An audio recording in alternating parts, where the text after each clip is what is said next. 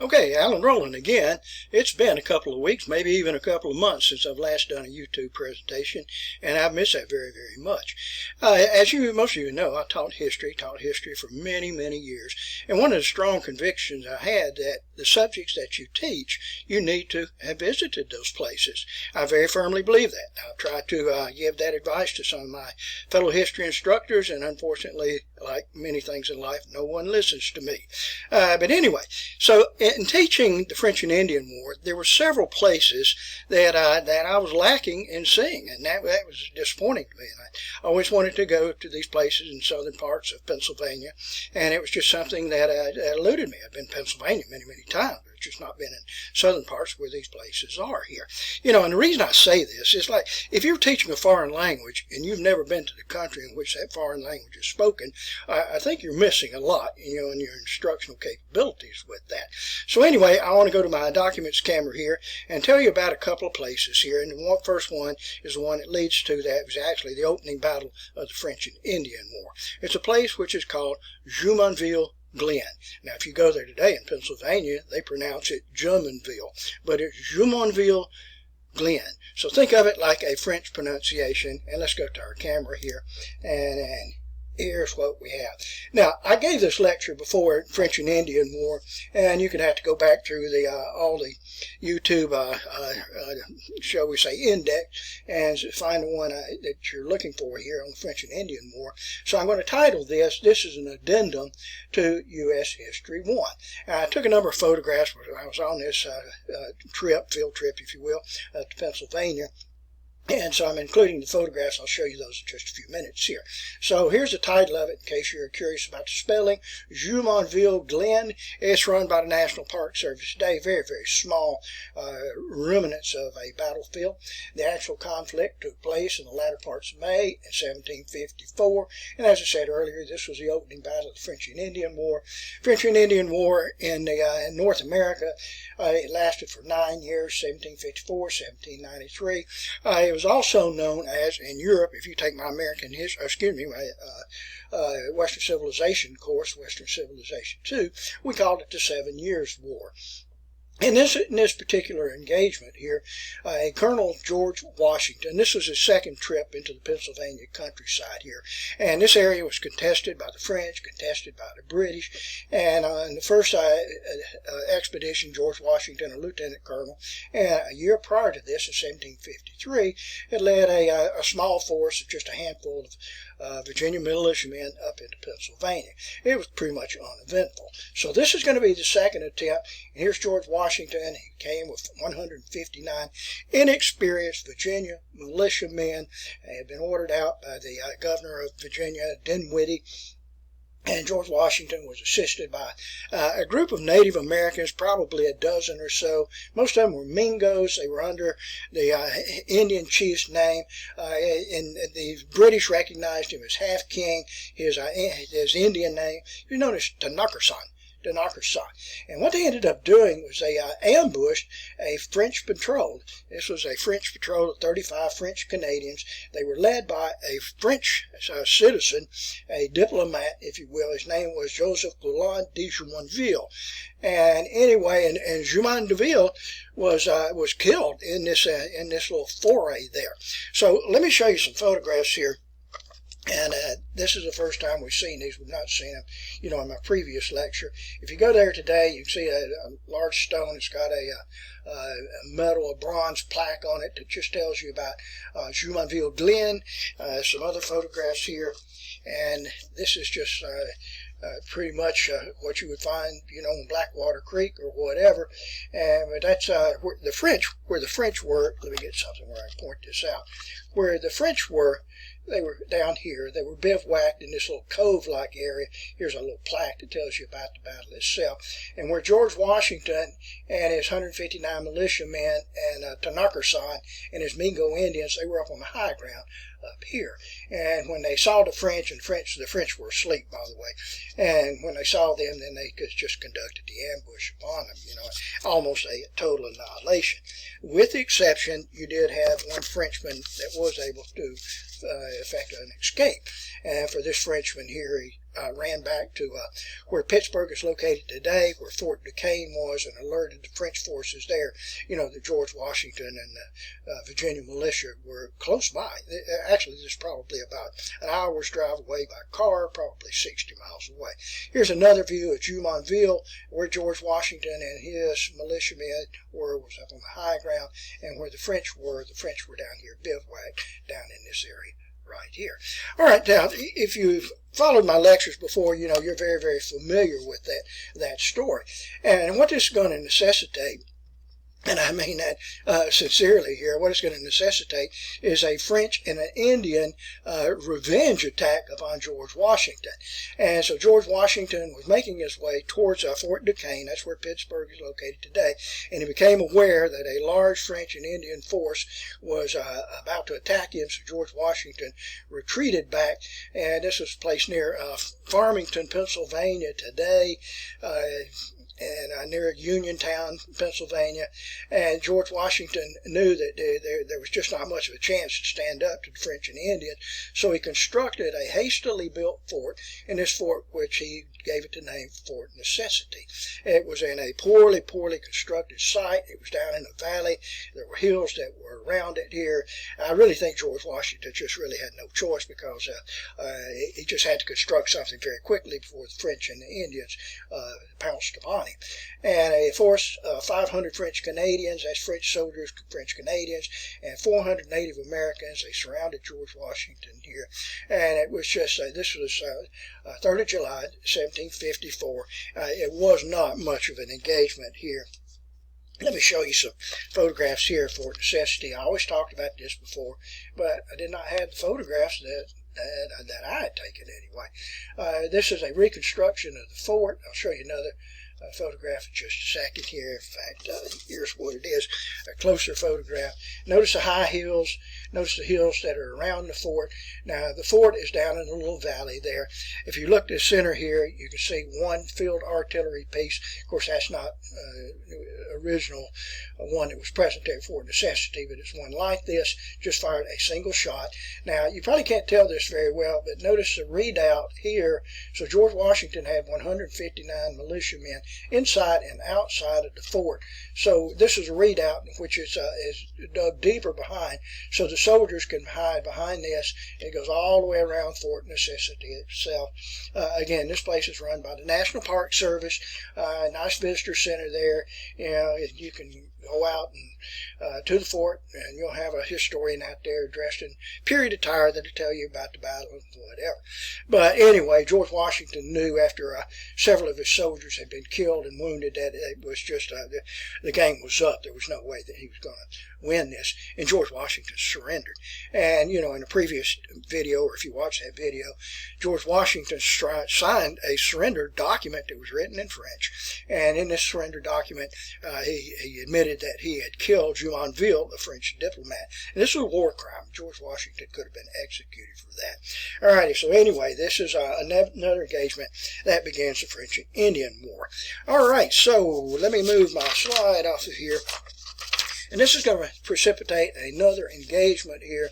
And this is known as the Battle of the Monongahela. Most people just refer to it as Braddock'S defeat. It took place a year later from the Fort Necessity Fort Necessity engagement. This takes place on 9th of July in 1755, and it takes place 10 miles southeast of Pittsburgh. A lot of people think it took place in Pittsburgh, but it's not. It's actually southeast of Pittsburgh. It's a little hamlet there, which is called Braddock. Honest to goodness, that's the name of the town, Braddock, and right adjacent to that is North Braddock, and that's where the engagement took place. And British forces were under General Edward. They called him Bulldog Braddock. He had with him 1,400 troops. They were all wearing, red coats, or most were anyway. Had American provincials, militiamen that were with them, including George Washington, a colonel. And George Washington would never be recognized as a colonel in the British Army. He was always a colonel in the colonial army. And nonetheless, look at the other video. You'll go through this in more detail with that. But this 1,400 force, British force, were ambushed by 72 French, 146 Canadians, 637 Indians. And I'm going to tell you, it was just a bloodbath with that. For Braddock had 979 killed. That is out of the 1,400 there. Braddock himself was mortally wounded. He died, a few days later on 14th of July, 1775. Now, he died near where Fort Necessity is located, not very far from there, about 3 miles away. And today, if you go there, you can see where Braddock is buried. It's called Braddock's grave. And it's right next to the National Road, US 40. And if you remember from previous lectures, I talked to you about US 40, the National Road at that time. So if you go there today, and this is where, in fact, this is the remains of what is called Braddock Road. It ran to, or almost to, Fort Duquesne. Now, where Braddock was originally buried, as you see a little white marker there, barely at my fingertip, but that's where he was buried, right in the middle of the road. And there's a story behind that. They chose to bury him in the middle of the road because they knew that if he was buried to the side of the road, then probably animals would dig him up or whatever, I don't understand why they couldn't dig him up in the middle of the road. But if you go there today, here is the marker. This is the original burial site of Edward Braddock, and it just tells you your eyes are better than mine. You can read this a little bit closer if you wish to do so. But that was the original burial site for Bulldog Braddock, and his body was later exhumed and moved about 50 yards away to the top of the hill, and that's where Joe Braddock lies in rest today. And this place is referred to, like I said, as Braddock's grave. It's right there on the National Road, US 40 today. Very, very noisy and very, very busy, too. Alrighty, so let's see what else I have here. The French had the fortress Fort Duquesne, but after the French and Indian War was over, this fort became known as Fort Pitt. And Fort Pitt, of course, is Pittsburgh, Pennsylvania, is named after that. It's named after William Pitt, who was a British diplomat. We've been through all of that before. Now, I made a visit there to Fort Pitt. There's not much that remains today. You have a Fort Pitt museum, and they advertise it as being a free museum, but if you try to go in there, they'll charge you about $15. So, I don't know.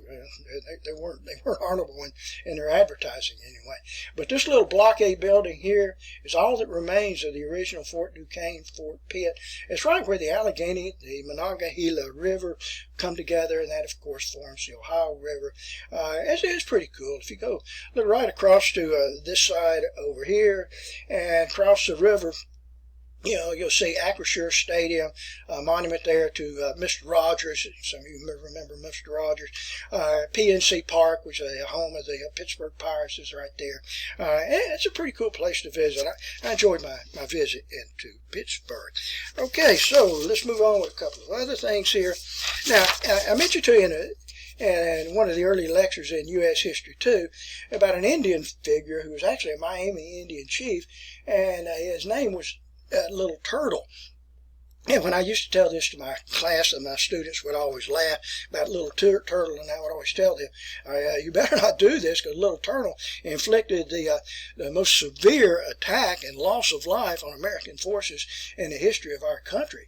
And this took place on the 4th of November in 1791, in which Little Turtle and his Miami and Shawnee Indians, assisted by Blue Jacket, defeated Arthur St. Clair. It's known as St. Clair's defeat. That's what we always talk about in my class anyway. And 637 Americans were killed and 300 were wounded from a force of 1,200, Americans there. Many people think that Custer's last stand was the worst defeat in the hands of the Indians and in American history, but it's not true here. It was by Little Turtle at St. Clair's defeat. Indian losses here with the Miami and the Shawnee Indians were 21 killed out of 1,000 Indians here. Here's a likeness here of Little Turtle. I just ran across this. I was in Covington, Kentucky, and it looks like he's trying to get on this bus, this American Cruise Lines bus, and I had all these passengers that were on this side over here, and so I had a choice. I can either get the bus in the background or the passengers in the background, and I chose the bus here. But anyway, that's a likeness there of Little Turtle, and I like that. I've never seen a statue here. That's in Covington, Kentucky. Kentucky, right across the river there from Cincinnati. All right, here. And let's see here. Thought I had something else here, and I apparently lost my photograph. Here, I'll come back to it in just a second. Here it is. And I located this too. And also at this site in Covington, Kentucky, next to the statue of Little Turtle, one of my favorite personalities. I didn't speak of him too much in my U.S. history course. His name's John James Audubon, probably the greatest of the early bird painters and the bird naturalists in the history of our country. I love this guy, John James Audubon. That's a statue of him right there. And you can visit his home, one of his homes, which is down in Louisiana, if you will, not a little bit north of Baton Rouge, whatever. Okay, let's see here. Now, another thing I wish to tell you about. Oh, and by the way, I mentioned this a second ago. Little Turtle was defeated by General Mad Anthony Wayne in the Battle of Fallen Timbers, and that was the end of the Indian fighting largely in Ohio, and this opened up the Ohio Territory, you know. All right, with the Treaty of Grenville, if you remember that. Now, another thing I ran across on the trip, I did not talk about this in my U.S. history classes, but I'm very familiar with this, with Fort Henry at Wheeling, Virginia. Now, today it's Wheeling, West Virginia, but it's an old fortress there. One of the early forts dates back to the 1700s anyway. The fort is no longer there today. You can see the historical markers there. And in fact, here's a historical marker telling you about Fort Henry, attacked in 1777 by Wyandotte, Mingo, and Shawnee Indians who were repulsed by the garrison under David Shepherd after scouting parties had lost heavily. This is where Major Samuel McCulloch made his famous ride. Pardon me, I'm getting choked up here, over the cliff during the attack. Now, what actually happened right here? The fort was under siege, and another individual that was present there at the time was Betty Zane, and Betty Zane, well, a long line of the Zanes that helped to found Ohio, to include Zanesville, Ohio, which was one of the boyhood homes of my father anyway. But you had Ebenezer Gray, Ebenezer Zane, Elizabeth Zane, Betty Zane, if you will, and they lived in a place which was Fort Henry, or right outside of Fort Henry at Wheeling, Virginia there. And the Indians had Native Americans laid siege to the fort, and as Samuel McCulloch, Major McCulloch, was trying to assist in getting into the fort to help defend the fort anyway, and the Native Americans surrounded him on a high hill, and there was no way out. I mean, he was just surrounded, and he was on his horse, he was on horseback, and the Indians were enclosing upon him here, and the only thing he could do was either surrender to the Indians or just drive his horse and leap off of this like 100-foot cliff, and he did, and landed in the trees below, and lo and behold, Major McCulloch, Samuel McCulloch, and the horse both survived, and Major McCulloch got on the horse and they rode away, and the Indians were just standing there big-eyed, you know, staring at this man that just jumped with his horse off a 100-foot cliff and then rode away, you know. So it's a good story. I remember that story all the way back to my childhood days. My dad used to tell me about that. And today, if you go there to Fort Henry, you'll see a marker there. And this is a historical marker. It dates back to the 1700s, 1800s anyway, and just tells you about the defense here at Fort Henry. All right, that's a pretty cool place there. All right, you can actually go up to where Samuel McCulloch did make his jump, his leap off of that cliff. Now, another thing I ran across, and I used to lecture about this in U.S. History 1 class, and it was about Blennerhassett Island. It's located in the middle of the Ohio River between West Virginia and Ohio. It was a site in 1806 and 1807 where Aaron Burr had been former Vice President of the United States. We all know that story there. He engaged in a duel with Alexander Hamilton, and he was a Vice President, and he killed Alexander Hamilton, the former Secretary of State of the United States. I mean, can you imagine that, the Vice President of the United States engaging in a duel? I mean, can you see J.D. Vance doing that? Well, yeah, I can actually see J.D. Vance engaging in a duel. You know, a former Marine and a a very, very brave soldier there. I do not see Joe Biden and Kamala Harris, or Mike Pence, engaging in duels with anyone. But Blennerhassett Island, this is where Aaron Burr attempted to form an army, a rogue army, a rebel army, and we really don't know the whole story on this because Thomas Jefferson, the President of the United States, was made aware, of this supposed rebellion, and he sent out an arrest warrant for Aaron Burr. Aaron Burr fled and, of course, was captured at Mount Vernon, Alabama. And so, anyway, he was captured in Alabama. All right, so Blennerhassett Island, I'd always wanted to see this place. It's a private island. You have to take a charter boat to get out there today. But I was on a cruise recently, and we went by Blennerhassett Island, and at least I got a chance to look at it. The island is about 10 miles long, and it's just a real reclusive type place there, an exclusive type place, likewise. All right, and in here I've already jumped the gun on this with John James Audubon.